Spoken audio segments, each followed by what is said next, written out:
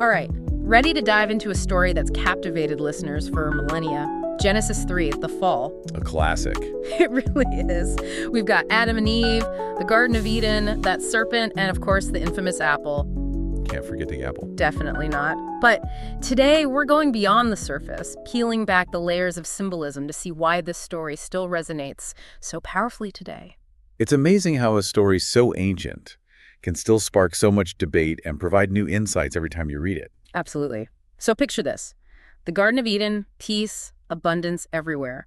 God gives Adam and Eve just one rule: hands off the tree of the knowledge of good and evil.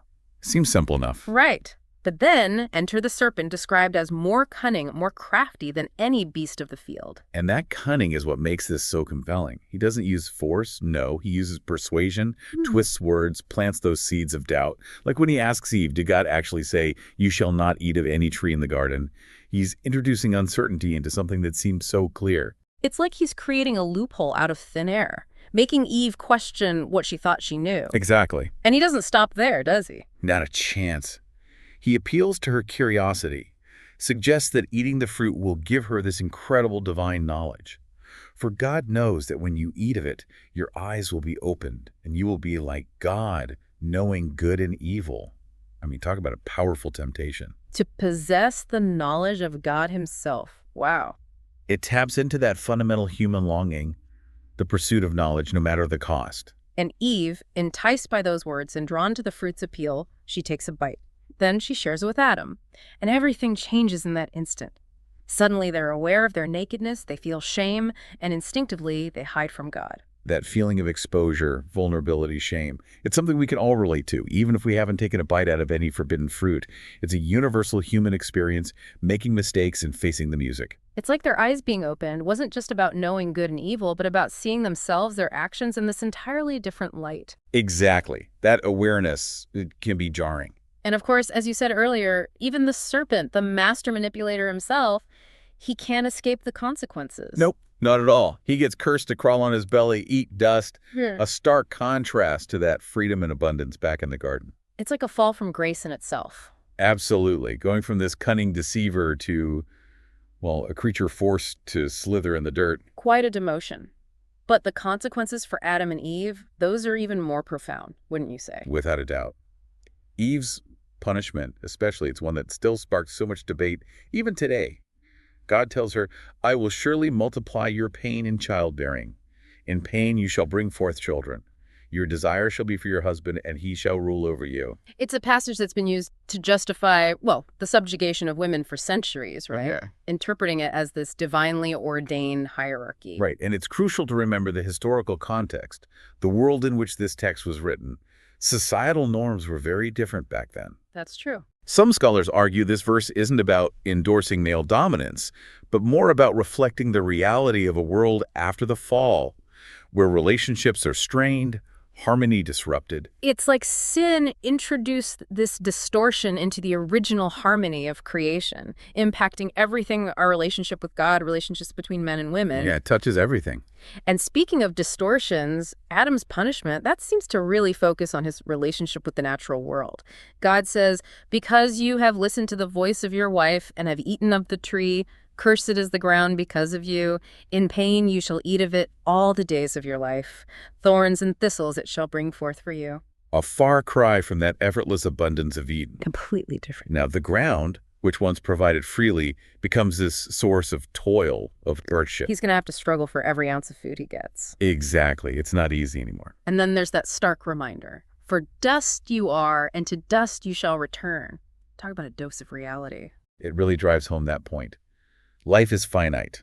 It's precious, not something to be taken for granted. It really is. And maybe, just maybe, it's a subtle echo of that original temptation, the desire to be like God, wanting knowledge and power beyond our human limits. We strive for control, immortality, but we're dust. It's a humbling thought. But amidst all this judgment, these curses, the pain, there's this act of compassion from God. You're talking about the garments of skin, the ones God provides for Adam and Eve. Exactly. It seems like such a small gesture in the grand scheme of things, but it's powerful, isn't it? It really is. They've messed up massively. They're about to be banished from paradise, yet God still shows them mercy. clothing their nakedness, their shame. It's a reminder that even when we fail, even when we face those consequences, God's love, God's compassion, it's still there. It doesn't erase what happened, but it offers a glimmer of hope, a sign of grace. It's a beautiful image. But that expulsion from the garden, that's next, right? And it's not just about being physically removed from a beautiful place. It's so much deeper than that. Absolutely. It symbolizes that separation between humanity and God, the result of sin, that direct, intimate relationship they once shared. It's fractured. It's like a door slammed shut between them. And to make it crystal clear there's no going back, there's those cherubim, those mighty angelic beings stationed at the entrance, along with a flaming sword. Guarding the way back to innocence, to that unbroken communion with God. It's a powerful image. It really is, and it makes you wonder, what's going through their minds as they leave the garden? Regret? Fear? Maybe even a little hope? It's a question that's echoed throughout history, hasn't it? Art, literature, music, they all explore that human struggle, dealing with choices, longing for what's lost, that search for redemption. This story, it goes beyond time and culture, doesn't it? Thousands of years later, the fall still resonates. We still face those temptations, wrestle with choices, feel the weight of consequences. We see it every day, right?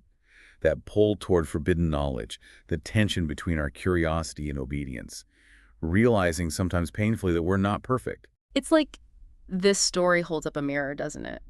Shows us humanity's strengths, our weaknesses, that capacity for great love and for making huge mistakes. And it makes you think, if we're all living in the aftermath of this fall, does the story offer any sort of roadmap for this world with all its complexities? That's the question, isn't it? And while the fall doesn't give us easy answers, it does offer some insights.